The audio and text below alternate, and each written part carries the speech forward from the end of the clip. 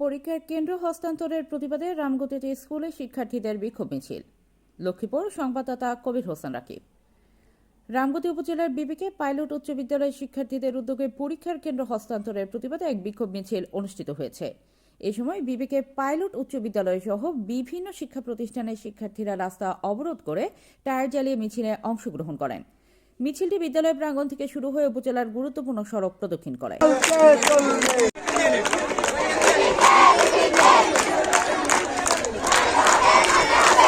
শিক্ষার্থীরা দ্রুত পরীক্ষার কেন্দ্র নিজ বিদ্যালয়ে বহাল রাখার দাবি জানিয়ে বিভিন্ন স্লোগান দেন। তাদের দাবি কেন্দ্র স্থানান্তরের ফলে শিক্ষার্থীদের যাতায়াত ও নিরাপত্তাজনিত সমস্যার সৃষ্টি হয়। শিক্ষার্থীরা সংশ্লিষ্ট কর্তৃপক্ষের দৃষ্টি আকর্ষণ করে দ্রুত এই সিদ্ধান্ত পুনর্বিবেচনার আহ্বান জানান এবং দাবি পূরণ না হলে শান্তিপূর্ণ আন্দোলন চালিয়ে যাওয়ার ঘোষণা দেন।